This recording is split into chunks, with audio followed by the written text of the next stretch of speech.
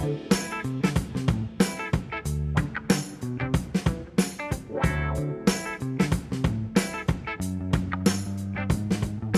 to another edition of Tig's Bits.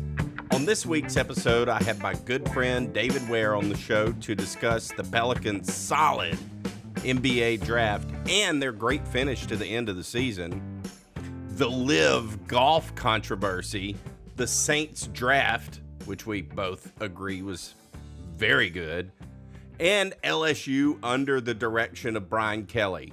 There's even a little discussion of Top Gun, spoiler-free, slipped into the episode at some point. But before we get into the show, I wanted to give an update about the status of the show. I know that the episodes have not been coming out quite as fast as I would like, and I have a feeling that a lot of you would like, but fear not. Fear not. Plenty of content is being created. Some has been created, and there's a ton more to come. I really appreciate all of the patience with it. My daughter recently graduated high school, so the past couple of months have been slightly consumed with all kinds of end-of-school year activities for both of our kids. So I just wanted to give you guys a little update, just let you know plenty of fun things are coming, plenty of stuff. And hopefully we get back to releasing weekly shows very, very soon. And so with that said, let's jump into this week's show, Sports Disruptors. Tiggy, great to see you. Good to be here. Thanks for having me on. Yeah, you're only as good as your last show. And like Chris Owen used to say, he's listed as day-to-day. But then again, aren't we all? That is the truth. Well, it's good to see you, man. So I got to bring it. I know that you will. You've been itching at the bit, no pun intended, for the last couple of weeks. We've been talking just like we got to do a summer show, kind of talking about sports and kind of where everybody is at with the teams that we love to follow, the Pelicans, the Saints, the LSU Fighting Tigers. It's getting hot, number one. It's getting hot. We're getting those summer showers every day. The SEC meetings or whatnot's going on in Destin. So it's that time of year. There's nothing to talk about, but there's everything to talk about, EC. Right. I mean, we could jump on Jimbo and Nick, but I think that's a waste of everybody's time. We've seen that play out, and they have the SEC has very obviously put the clamps on those two continuing that charade. Yes, they did. They got a tap on the shoulder and told to clamp it, boys. That's right. So you're right. Summertime, it's sports downtime, but at the same time, man, there's so much to talk about. You know, there's so much promise for all the teams coming up in the fall. Oh, there is. I don't recall a summer where there was really this much going on in Louisiana, anyhow, just speaking here regionally, but so much going on with our sports teams, but it's really an important off season for all of them in all of their different ways. And, but ultimately they all are moving in the right direction. Like they're going where we want to go as fans. We'll see if this next season for all of them can kind of, open it back up to giving us that full on swagger that I think that we've all been missing for a couple of years. You know, we had it with the Saints, rocking and rolling, the no call, all that stuff. But the swagger was there. We could beat anybody on any night, winning playoff games, all of that.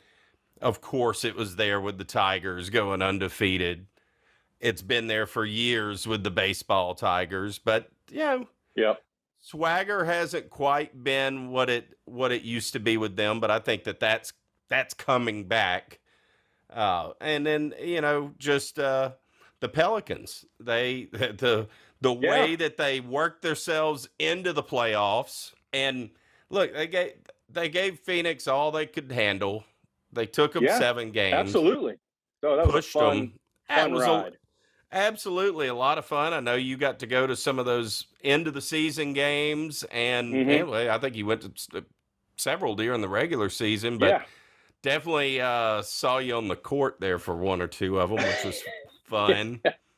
Fun to watch. But yeah, I mean, hey, let's talk about the Pelicans. I mean, they're coming up. The draft's coming up, the NBA draft, and they're in a good position to continue to build on something that looks like it definitely has a lot of promise.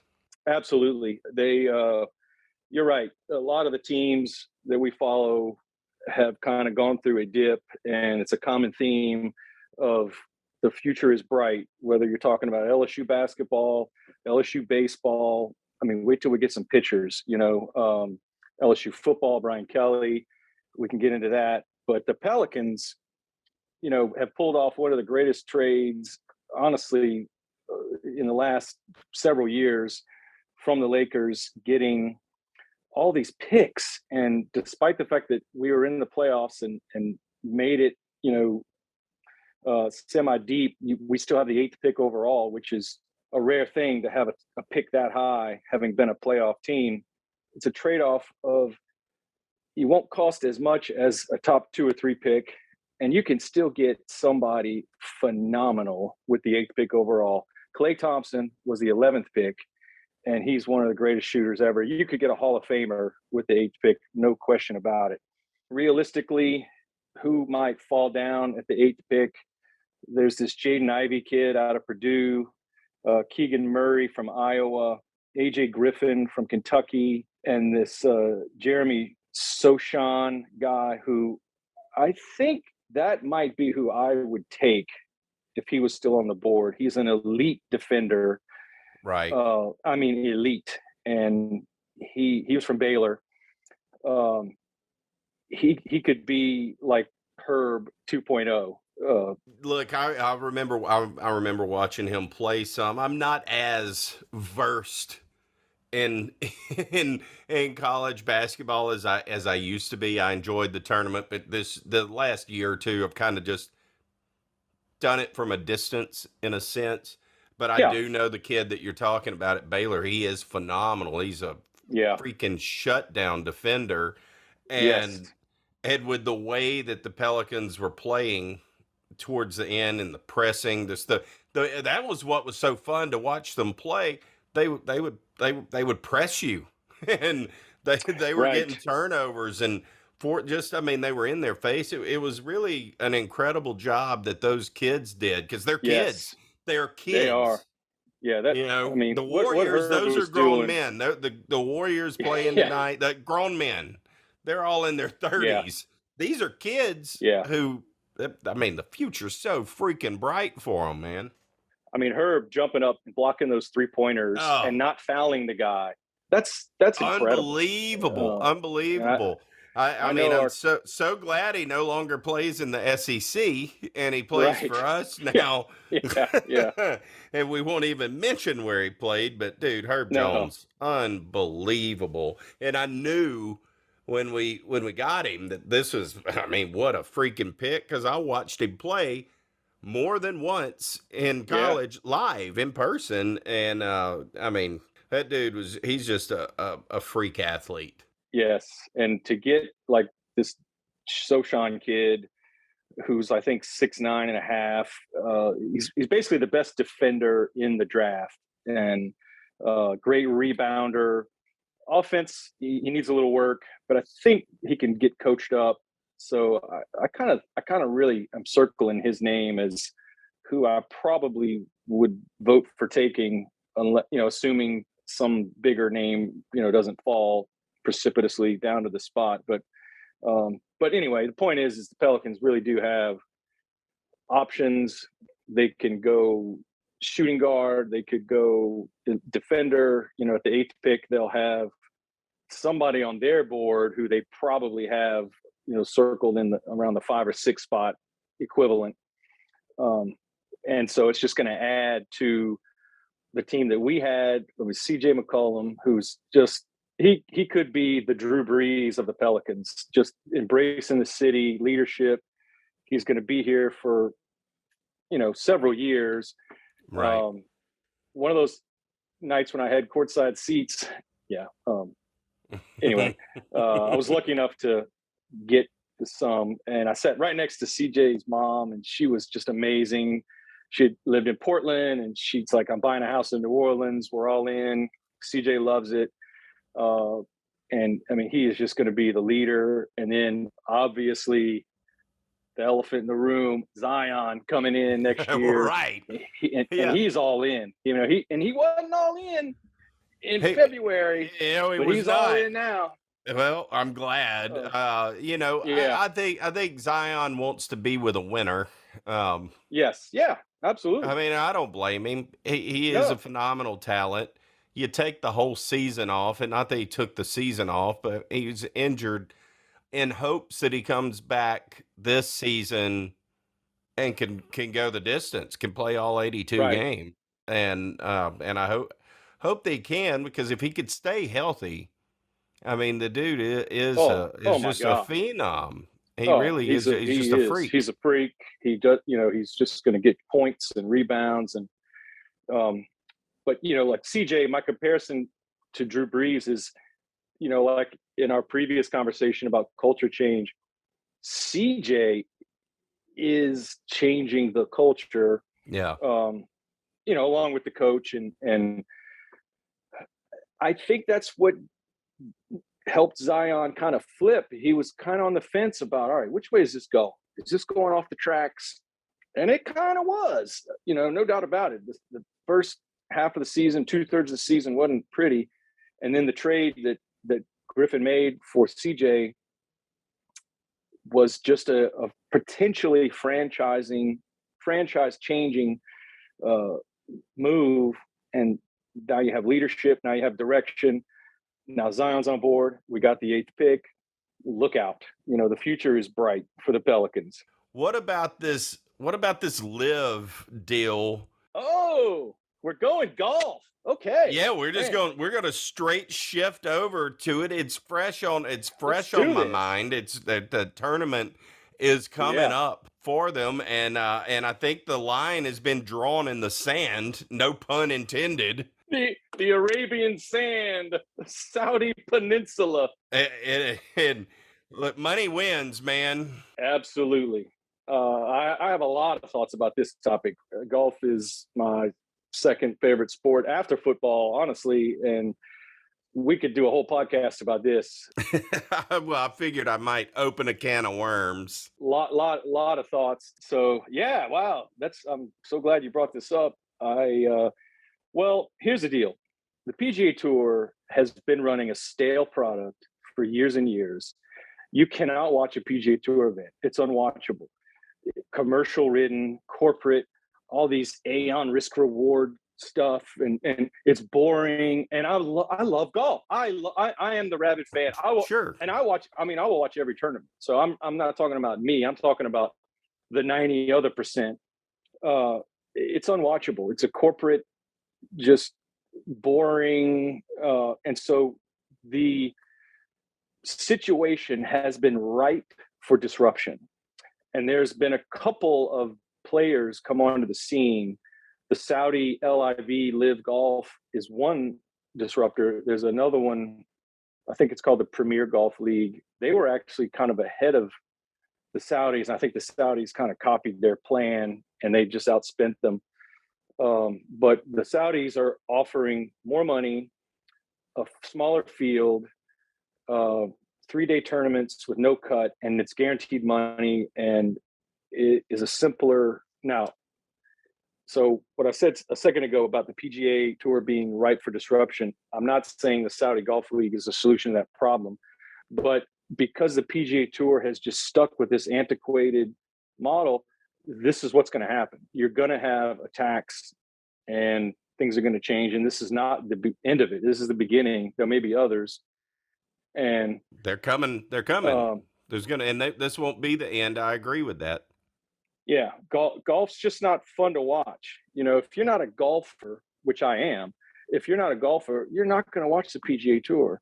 unless it's the Masters or, the majors. Obviously, that has broader appeal, but the actual week-to-week PGA Tour product has been stale and it just got old. And so the Saudis are just throwing money at these guys, and the money is unbelievable, and they're picking off players.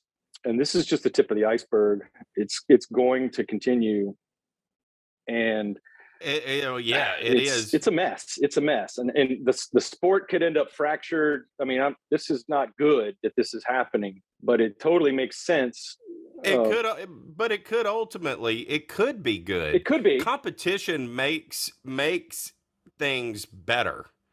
Correct. Now, here's what I want to know and what I do not know, because I know enough about this to just scratch the surface. I don't know deep dives into it, but I want to know what the LIV Golf model is. What are they trying to do? Are they trying to bring more of an entertainment aspect to this deal? What are they? So the LIV Golf Tour is backed and funded by the Saudi Arabian government. Mohammed bin Salam, MBS, is, and his regime is behind this, and their goal is to spend money. It's not to turn a profit, it's to spend money and do something called sports washing, which is to improve their public image around the globe through sports. And so they are throwing hundreds of millions of dollars at this, billions of dollars at this, essentially to buy, in their opinion, goodwill and basically a PR move. And they have plenty of money to do it. And so that's really their incentive. It's not really about growing the game. It's not about golf itself. And they've done this with other sports, Formula One, car racing. Some of the European soccer teams are owned by Saudi. Right. And so they're trying to enhance their image globally through sports, which probably will work. So that's really their goal. The other rival league I was talking about, the Premier Golf League, their goal is to grow the game and make it more entertaining, but they don't have the money, and that one might not get off the ground now. So right. The big name this week was Dustin Johnson, who allegedly got $200 million up front to just join the league, and then he'll win whatever prize money he wins. The first LIV Golf event that's just goes crazy. up against crazy it's money. Crazy numbers. I can't blame him. Well, no, I'm saying from a business standpoint, it's they're going to take the money, and when other guys who haven't jumped yet see that players who maybe aren't as good as them cashing checks 4 times what they're cashing, they might start jumping. Right. So this really is the beginning of a very dynamic time, and golf really is kind of on the precipice. And I could see it going either way. Like I said, the PGA Tour was ripe for disruption. We've seen car racing become a sport that was kind of awesome, and it's broken up. And remember, they broke up into different leagues, and now no one really cares about car racing. That could happen with golf, or from the disruption, you could see improvement. And really, this is kind of my beef with the PGA Tour, is the fan is like last on the list of their concerns. Right. And when the PGA Tour is structuring their TV contracts, it's about corporations and sponsorships and commercials and all these different Wyndham rewards, and they spend 10 minutes talking about some hotel, and like the fan is like last on the list, and that's why it's unwatchable. Is because I watch golf every week, but what I do is I record it, and then 2 hours after it starts, I turn it on and I just zip through it, and it's like, oh, this was and I see it, but you cannot sit there and watch it live. You can't. It's unwatchable. It really is. It's just over and over corporate stuff, just blasted in your face. Yeah. I get it. I do get it, but I tell you what, I kind of liken this to, which is, this is an odd comparison, but This is very similar to me on a much, much smaller scale of when BASS, the Professional Bass Fishing Organization, they were the only show in town for a long time, a very long time. That's where professional bass fishing started. Well, eventually Walmart gets involved into the game, and they end up forming the FLW, and then the FLW goes on. They compete back and forth. Both are good in their own way, but what it did is it split the anglers that were over at BASS, then now the anglers that are over at FLW. Hmm. Then lo and behold, here comes this third organization, and it's all brought on by the anglers, similar to LIV in a way, to where some of these professional golfers are like, yeah, let's go take the money and go play in this league. You got Greg Norman, kind of recruiting in people and stuff like that. Well, Yeah. the MLF forms, and they pluck the best fishermen from both leagues over to their league, coming back with more of a focus on entertainment and making this a little more appealing to a younger generation to try to get them into fishing and stuff like that. So Right. we've moved fast forward. MLF buys FLW, and now it's back down to two. It's MLF and BASS, and they're but now there's just two organizations, and I think it'll always be that way in professional bass fishing. Now, not to compare the money that is in PGA golf to the money that is Yeah. in professional bass fishing, but I think the path of the PGA could take on a similar kind of a path to where there obviously is going to be some competition that comes in, which I think could be great if Yeah. the PGA responds in the right way. Yeah. Yeah. Yeah. I think you're right. I mean, you're right. Competition is good, but you don't want the sport to be fractured. You do need unity. You don't want like they're competing for this title, they're competing for this title, and none of it, Right. especially when it comes to golf, like the majors, you have all the best golfers in the entire world: South Africa, Australia, Europe, South America, US, all on the same golf course competing. And whoever wins that week, that's a legacy. You have won a major, you are the Masters winner, and you will, like, that is immortality.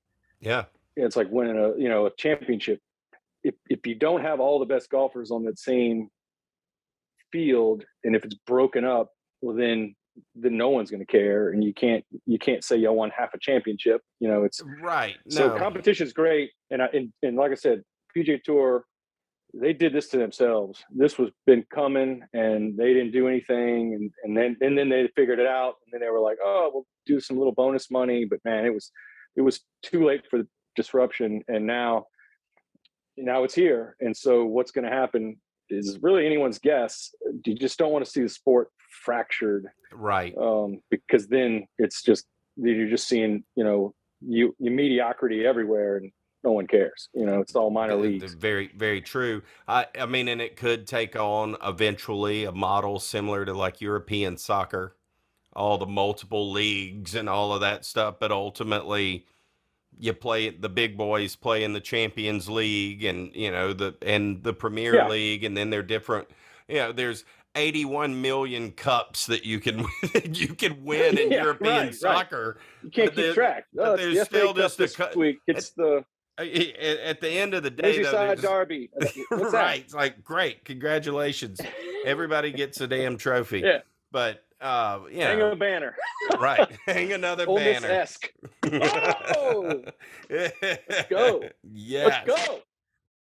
Banner's got to mean something. You gotta beat somebody. Gotta beat somebody. So, but Wow. yeah, that's so anyway, it's a space to follow. It's a developing story. And Yeah. It's definitely, Going to be interesting to see how this all plays out with the PGA, LIV, the Premier Golf League, the Eunice Country Club Yeah. of America League, the a lot of the competition. Acadiana Cup all of the stuff that will develop over the years. The Z225, where our friend Gil will win his 48th belt. But yeah, it's going to be a wild ride. I look forward to seeing where it goes and all of that stuff. I know you do too. So we'll be coming back to it, especially when we see what happens here in a handful of weeks whenever that tournament happens. Because from what I understand and what I'm curious to see as to what happens, what does the PGA Tour do when DJ puts a tee in the ground and tees off? Now we got to talk about things. Like, I think it's posturing at this point. They're just kind of wanting to see I think every side is wanting to see what's going to happen. Are you really going to go through with this? Are you really going to do it? Well, we're not going to do anything until you drive off on the first tee box. And for $200 million, watch me drive this ball on the first tee box if I'm DJ. Yeah. DJ is not concerned about not a lick what people think about him at all. He is a unique character, and he just doesn't really care what you think. And he's going to live his life, and legacy is not a thing on his list and his radar. I mean, so let me ask you this: are you going to watch it? Well, yeah. I mean, me too. I am. Absolutely. I want to see what it looks like. They are promoting something different. It's a shotgun start. It's only 54 holes. They tee off on Friday morning. Shotgun goes off. They play 18 holes. There's no cut. And they play Friday, Saturday, Sunday. Everybody gets paid. There's no cut. You finish last place, you make $150,000 for last place. Wow. If you win the tournament, on PGA Tour, if you win regular week, it's like 1.8 million. If you win in Saudi League, it's 4.8 million. If you finish 10th, it's 1 million. So, I mean, these guys are just going to be cashing checks, and the guys on the PGA Tour are going to look at that. What are the entry fees? Like, what's an entry fee? Nothing. No, not for pros. No, there's nothing. In fact, do they in the PGA? I don't know how that works. I just know the money's the there. Level. At the top level, they just, by you showing up, corporate if sponsors. You're a big star, you make the tournament more valuable, so that they do everything they can to make more, entice you to come, gifts and that kind of thing.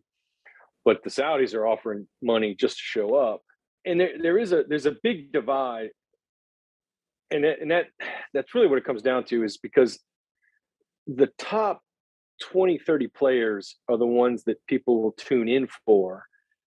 And the rest of the field, there's 156 players every week on the PGA Tour. No one cares about, Hudson Swafford. No one's tuning in for that. But they will tune in to watch Rory McIlroy versus Jordan Spieth, who were tied for the lead going into the final round. And so those top guys don't really make a whole lot more than the bottom guys over the course of a season. And that's also kind of an issue. And so, in NFL, the quarterbacks get paid, $50 million a year, but, like a guy like Rory doesn't make a whole lot more than, say like a Taylor Gooch, who you've never heard of, and so that is an issue, and so the Saudis are like, look, here's the money, bro. Here it is. Come get paid. And it is the definition of disruption, and it's going to be interesting to see how it plays out. For sure. Because the whole sport is ripe for it.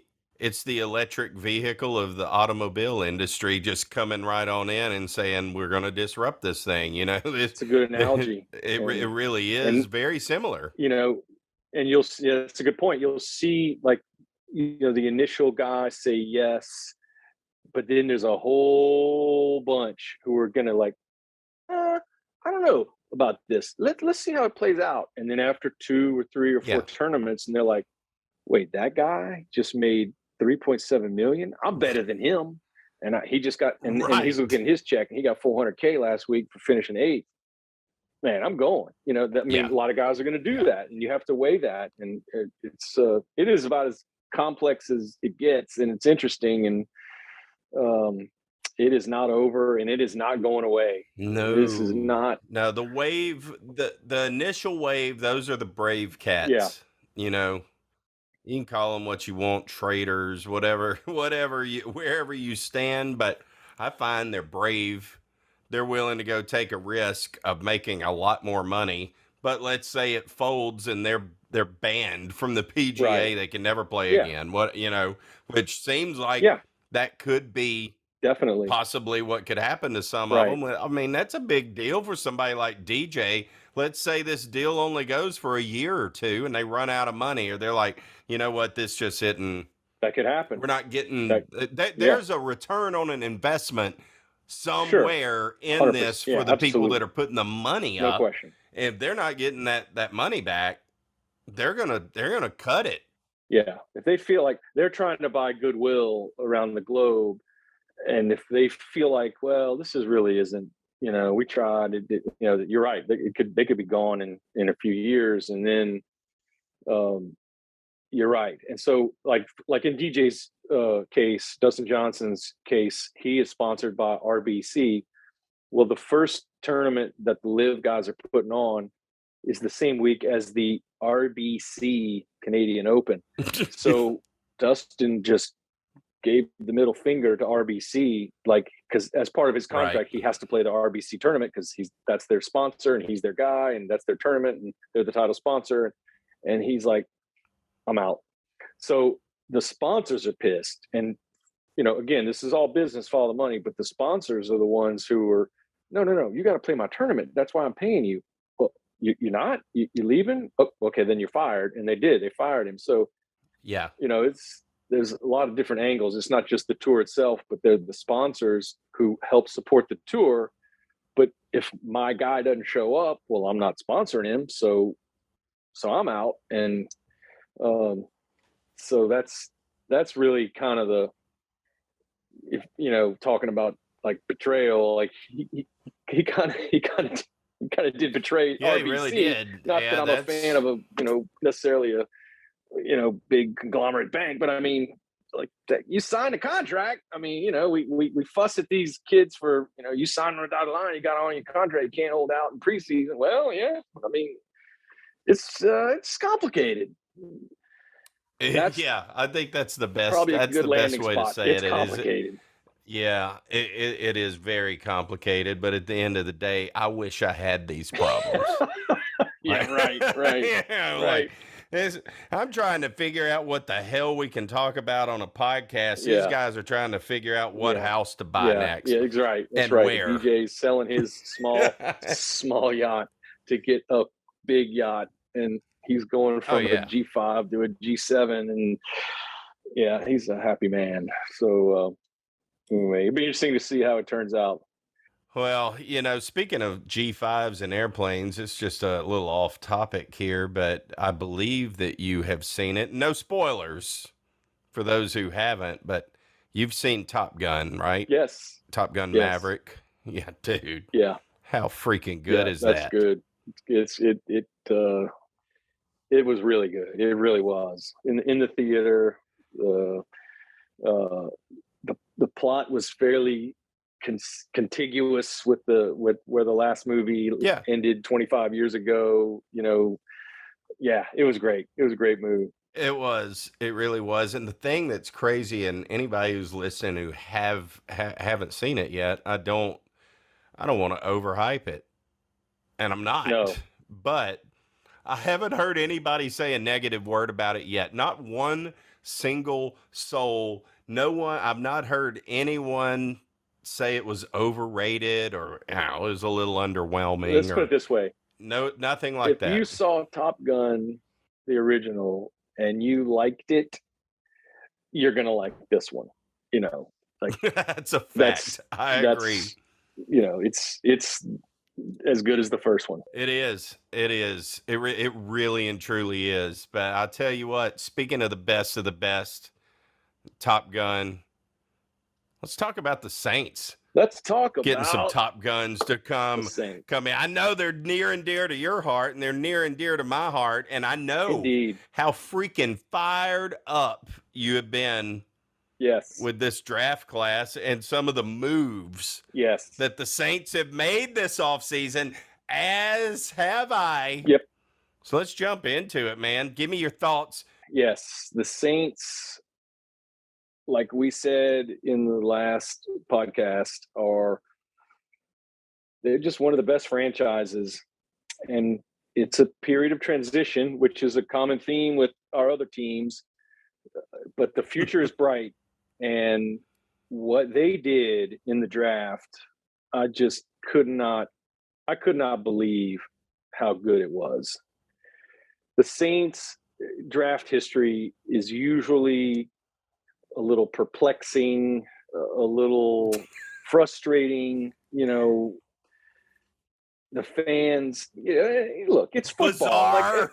I mean, football fans, Yeah. I mean, it ain't hard to look at your team and realize this is what we need. And, they would often just do stuff that would kind of like, well, yeah, I guess, but why didn't you do this? Well, I'll tell you what, in the 2022 draft, the Saints did exactly what was obviously needed, and they hit home runs. And it started with their first pick. Gotta feel needs. They needed wide receiver. They needed a left tackle.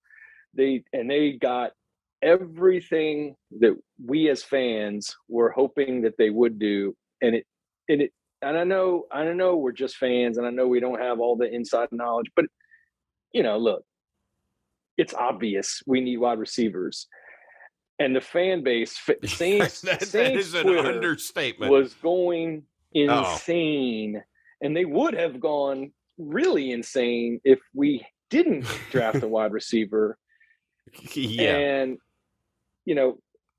everybody was thinking, oh my goodness, Chris Olave is just the perfect fit for this team. And what did the Saints do this year? They traded up. Boom. And they got, with the 11th pick overall from Ohio State, 6'1", 190, Chris Olave, wide receiver. And man, when they drafted him, sir. I ran laps around my living room. I just couldn't believe that we got him.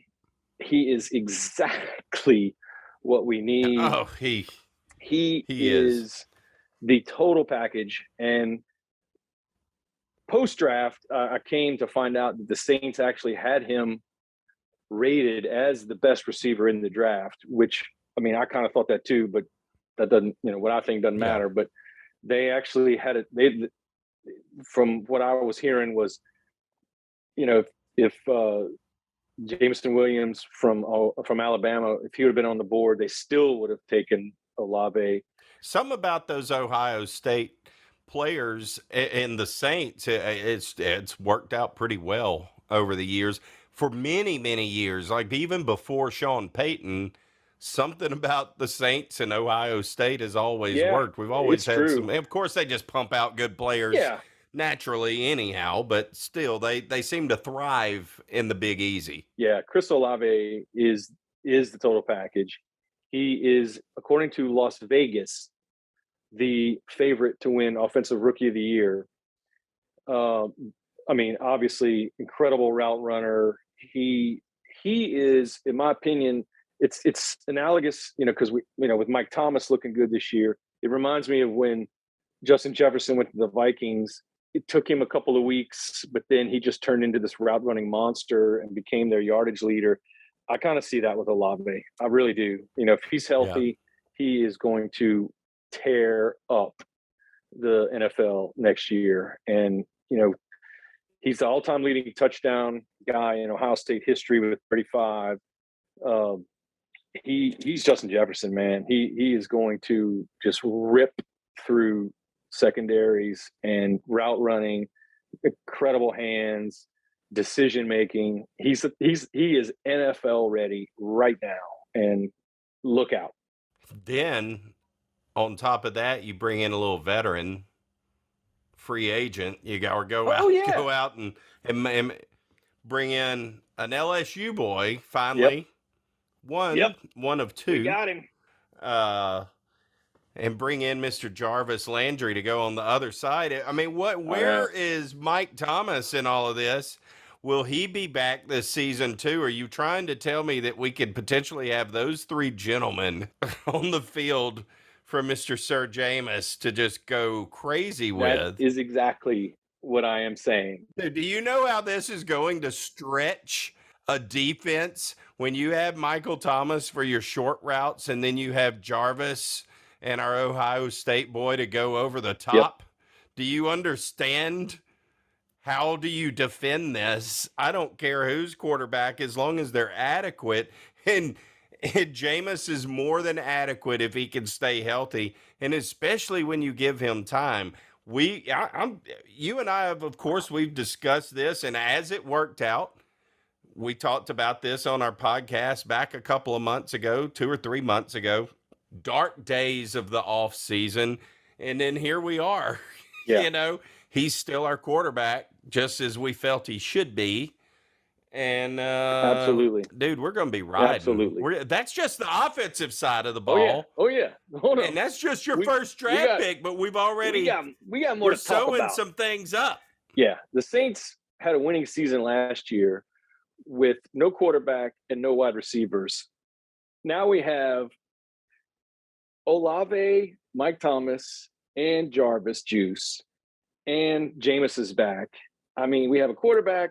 We have three problems to cover. We had 0 last year. Absolutely. So none. This Saints offense is significantly upgraded.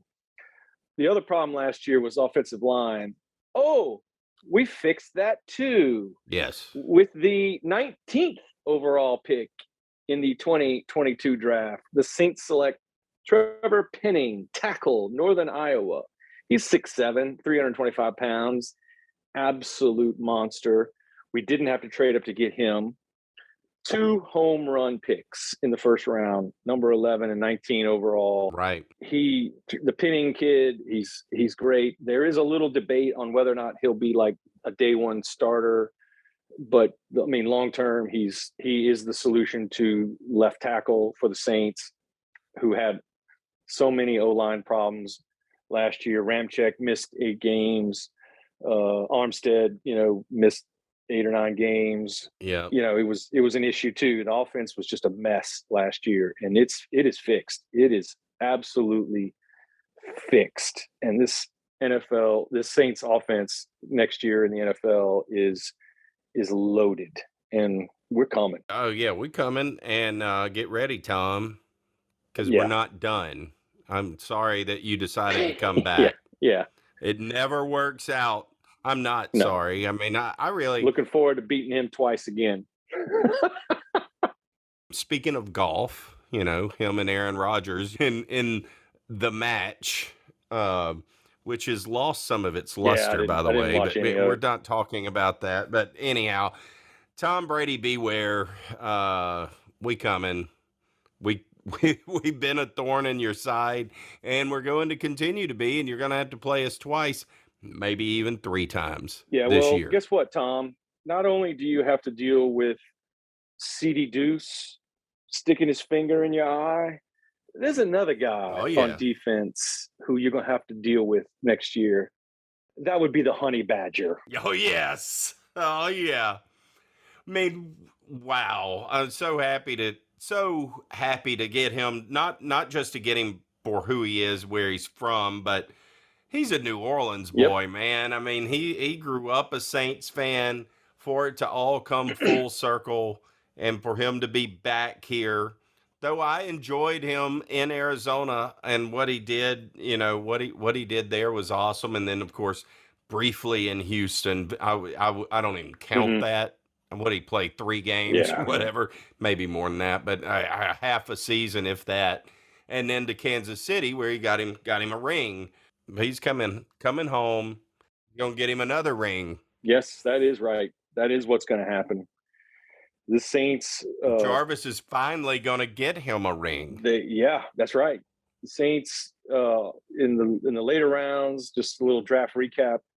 Round 2, with the 49th pick, took Alontae Taylor, a cornerback out of Tennessee, just a stand-up guy, team captain for the Vols. He's gonna be just add depth in the he was good. secondary. Absolutely, he's not gonna hurt. It's not gonna hurt to have him. Yep. They and hopefully he could step up and be a premier cornerback. Definitely. He adds depth, which you can never have enough of. 5th round, DeMarco Jackson, middle linebacker from Appalachian State. He was the Sun Belt Defensive Player of the Year. This guy, I don't know if he's going to necessarily be ready day one, but I'm going to here's a take. I got a hot take coming in. Hot take. He could be the replacement for Demario Davis moving forward. Yep. Oh, he's that is a hot take. That is a hot take, and it is a possibility. He could be. Here's a little stat for you. He ran the fastest 10-yard split at the combine for linebackers since 1987. 1.56 seconds. This guy is an athletic stud. He got a 10 on the RAS scale, which is like the way they measure the physicality. I mean, he got a perfect 10. Wow. Which they don't hand out too many of those. So no, he's amazing. He's right now he's like Quan Alexander, but I'm saying he could be Demario Davis. 3-4 years from now. Just an absolute beast. So the Saints, I would say this about the draft. It was quality over quantity. Right. We traded up. We gave away some picks to move up. Sure. In a couple situations, and I think we only drafted 5 guys total. But the 5 that they got really were all quality, good values. Didn't overspend. The Jordan Jackson kid they got in the 6th round, defensive end from Air Force. He could be a special teams guy. Cost you a 6th rounder. Good character guy from all accounts. Maybe he turns into something, but low risk. And, like I said, special teams, and the Saints just do what they do. Like with this draft, they got better. They got better where they really needed to. Wide receiver, O-line, and then just kind of added in other places. And then with undrafted free agents post-draft, they did also what they typically do. The Abram Smith guy, the running back from Baylor, this guy's he's a freak. He played defense for Dave Aranda up until last year. Then they played him at running back, and he got like 1,600 yards. And he loves contact. He will smoke you if you're trying to tackle him. I think they gave him like a $250,000 signing bonus as an undrafted kid, which is amazing. So the Saints are going to have running back issues with Kamara potentially facing these legal issues, but that Abram Smith guy, from the fighting Arandas at Baylor, he looks great. And some other undrafted guys. Just kind of running on a list real quick. That Smoke Monday guy from Auburn, playing with passion, and the linebacker Joel DeBlanco from Cincinnati. I think he led the Bearcats in tackles, I believe. They made it to the playoffs. You're right. And then the wide receiver Rashid Shaheed from Weber State. I think, if I'm not mistaken, he led the conference all time in like punt return history or something like that. Like ridiculous speed. Well, he may be a guy. Let's face facts. The Saints punt return game it doesn't exist. No, or it hasn't the last couple of seasons anyhow. I mean, it hasn't at times, but in the past. But maybe he's an added asset there, if nothing else. Yeah, He could be that's right. our beer. He could be the next beer man. Yeah, Yeah, that's right. The remember beer him? man. Yeah, absolutely. So the Saints just, take these, low risk, low cost chances on these free agents, and some won't pan out, some of them won't, obviously, but you only got to hit a couple of home runs, and they're relatively cheap against the salary cap, and Yeah, the way the Saints approach it from business standpoint, and just from the front office, it really is just uh, there is no rebuilding period. The Saints are never gonna, and I guess that's kind of the whole point with what I'm saying is we don't go boom and bust. There's no, well, we just got to tear it down and take our, just get our butt kicked for 2 years and we'll be back. No, they don't have to no, ever do that. The way they approach the salary cap and the way they just basically pay cash to these guys in terms of signing bonuses, keep them under the cap. But the players love that because, hey, I'm getting paid. I'm going to New Orleans, and it's a system that is intact and stable. you can tell with these other teams in the league that aren't as proactive as the Saints are at least maintaining where they're at. Maybe they're not going to win the division this year. Maybe they're maybe they're not going to be the best team in the league, but they're going to remain in a position to be relevant, and Yeah, they're not going to be the doormat of the NFL anymore. I just right. those days are long gone. No, they are long gone. Those are reserved for several other teams that can't seem to get their way out of the basement. Yeah. Well, you saw last year. Last year was like the floor, Yeah. and we had a winning record, 9-8, and missed the playoffs by this much. Yeah, they would not have gone far in the playoffs anyhow. I'm saying that's year. the It doesn't floor, matter, but they had a winning like season. we didn't have a quarterback or a wide receiver, Nothing. or a kicker, and we almost squeaked into the playoffs. Won 9 games with defense. So now that we've got all those problems fixed, I mean, I think 11-5. Absolutely think that's. Where do I sign reasonable. up? I'll take 11-5, or let's go 12-5. Let's go 12. 17 games now, so 11-6, 12. It'll take me 15 years to get 17 in my head. Yeah, but yeah, dude, I think the future's definitely bright, and it's going to be a lot of fun once again this season.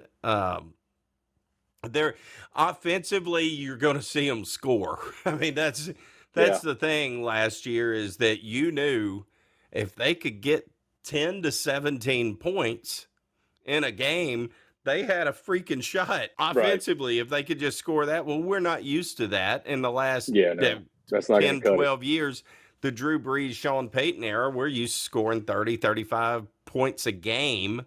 Yeah. That was a pipe dream, except for in a couple of occasions last year. But I think we get right back to that this year. We'll see how, of course, Dennis Allen does back as a head coach, and I think he's going to be fine. I like the moves that are being made. I like the message that's coming from there. I like the videos that I'm seeing in these summer training camps and stuff like that are starting to kind of pick up a little bit. I mean, it looks like an organization that wants to continue to win. Yeah, wants to. They're not just wanting to win divisions; they're wanting to go deep in the playoffs and have a shot at winning the Super Bowl.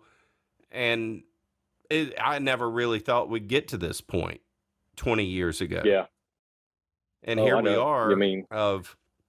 Even when we did our podcast, I believe we did this back in late January, early February, middle of February, maybe, when we did it.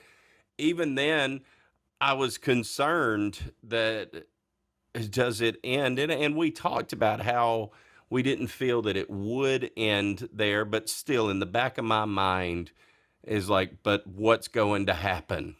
Something's going to derail this. Something's going to happen. It Right. always seems to. Prior to Drew Brees and Sean Payton, that was the case. They've changed the culture, as we Yeah. talked about. Name of the show is Culture Change. Go check it out if you haven't heard it. But they changed the culture of not only the Saints, but Saints fans, where there's still just that little devil on my shoulder that wants to say something's going to happen. But the further we go, the more convinced I am that, look, maybe they don't win the division. Maybe they don't even make the playoffs this year. But I would be surprised if they don't make a run to make the playoffs. I'm not Yes. saying they're going to win the division, all of that. There's still things that have to happen, but they're certainly in contention. They are not. Yeah. They're not the Falcons. They're not No. No, rebuilding we are like the not. Panthers. Yeah. It's pretty obvious who the two teams will be in the South. So Oh yeah. Yeah. Absolutely. Well, I think so. Going through the draft, looking long term. They're adding depth and different positions and bulking the defense. Now the 2020 season. Let's talk about that specifically. I think Dennis Allen is the new coach. I think he's an alpha. He has a swagger, yeah, and he's different than Sean as far as maybe being a little into the extra details. little I mean, petty. Sean could be a little mercurial, to borrow Jeff Duncan's term. That's the best term I've ever heard. It's a fact. Sean was a little finicky. DA's an alpha though, and I have absolute confidence in him. Okay, however, the 2022 Saints season is going to go as far as Jameis Winston takes us. That's it. That is Yeah, the bottom line. that And really we is got the we bottom got line. the defense, we got the offense, we got the skill positions, we got Lutz back, we got the punter. We're only going to go as far it's on Jameis, man. as Jameis Winston takes us, and that could go. It could go in a lot of directions. It could be phenomenal. It could not be phenomenal. I don't know. But look, just in his limited play last year, before he got hurt, he was not playing horribly by any means. Right. Did he force some things? That's him. That's Yeah. Jameis. He's going to. I want him to. But if you've got a Michael Thomas as a relief valve, underneath, easy little pass like that. I mean, Drew Brees got a lot of those passing records because, he did it over a career, but he didn't get that passing record by throwing bombs, man. He threw 7-yard out routes and, little inside slants. No, I mean, and look, Jameis, this is the best team that Jameis has ever been surrounded with. He's got no excuses. He's got loaded wide receivers. The offense, he's going to have protection. He's got it. It's literally, we are all in on Jameis, and have to be. We don't have a choice. And I'm fine with that. I really am. I'm fine with that. I mean, all you can do is, get the Chris Olaves, get the Trevor Pennings, bulk the defense. We got protection. We're rolling. And look, you're the guy. And I mean, it could be phenomenal. It really could. And I think it will be. I really do. I think Jameis is ready to take the next step. And we'll drop predictions later on whenever we come back to this, and at some point, most likely in August. That's where I'm starting too. Saints are going to London in week 4, by the way. That's going to be fun. Yeah, you going? Saints, yes, I am. I'll be there. Are you really? I figured you might. So absolutely. You're going to get to go to already booked Tottenham Hotspur. Yes, indeed. Can't wait to see that stadium. Oh, baby. That place looks unbelievable. In fact, the stadium is why I committed to going. Yeah, I was thinking, is it Wembley? No, it's wait, it's at Hotspur? And I booked my flight. Gotta go. I'll be there. Week 4 versus Justin Jefferson. JJ against the Saints defense against Honey Badger. Man, that's gonna be a game. Brings me to our next point. Them Tigers, baby. Speaking of them Tigers, how about them Yeah. Tigers? How about them Tigers? Isn't it Well, nice? Isn't it nice to just flip over to the SEC network or even ESPN during these SEC media days and Destin yeah, and not cringe yes, from something that somebody who was our head coach would say, and God yeah. love him. I loved Coach O. I really did, and still do, Oh, and absolutely, thank him for it. And I absolutely, 100%. I got tired of the Les Miles run, but I did enjoy his stuff. He was entertaining to say the least, but so refreshing to just turn it on to Feinbaum, and it's a big nothing burger of what a coach should say. Like Yeah, this is just yep, what an yeah. I think articulate, smart coach who's building it and trying to get it back on track. yes, you, you are correct. And I'll tell you what, continuing our theme of all our teams are heading in the right direction tonight. Brian Kelly, like you said, listening to him yesterday on Feinbaum in Destin on the beach doing his interview, man, there is an adult in the room now, and that Yeah, it's dude so is in nice. charge, and he is handling every detail. All of them. Nick Saban 2.0 is Yeah. back in Baton Rouge, and this guy is there is no, I mean, we are coming, and Oh, are he we checks now? every box as a head coach. All He's of them, polished, man. he's well spoken, he's thoughtful on an interview, and says exactly. I mean, it is amazing, as a CEO type of thing. He's kind of funny. He's Yeah, yeah, absolutely. He has that dry sense of humor, and people don't get the jokes, and they think he's like faking an accent. Like the whole world missed that joke, and it's hilarious. We're the ones with the last laugh and that's how it was with Ogeron. That's And next exactly thing you right. know, we're hanging the Natty banner. Well, Brian Kelly's about to do it too, and LSU, you better look out. They laughed at us a little bit towards the end with O and how things are. They all still love him. The media loves him, and it's just Louisiana, man. I mean, we're supposed to have a little bit of craziness every now and Yeah, then. I mean, that's yeah, what makes us fun. We went through it. We had less. He was yeah. fun. He was fun in his own way, and the quirks just got old. Coach O's the best. No question about it. A guy from Lafourche Parish Yeah, took us all the way and had the best college football team of all time. ever. Took the LSU Tigers from cutoff. Greatest story And, ever. I mean, that it really is like that is unbelievable. But we've had a run. Saban coming from Michigan State, Ogeron. Les Miles coming from Ohio originally. But then from Lafourche Parish, Coach O, go Tigers.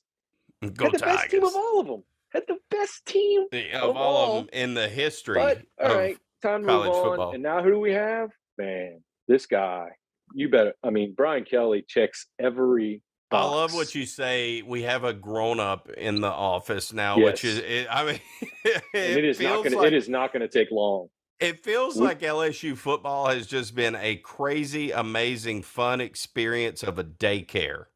Like yeah, yeah, yeah. it's led by That's a good analogy. the fun teacher who There's just been some loves to have cartoonish, fun. Yeah, they're watching some some cartoons, cartoonish but every now and leadership, then they do some studying, and at the end and of the day, they're ready to yeah, go. That's all that yeah, mattered until they weren't, and then it right, was very right, obvious that it had kind of slipped away a little bit.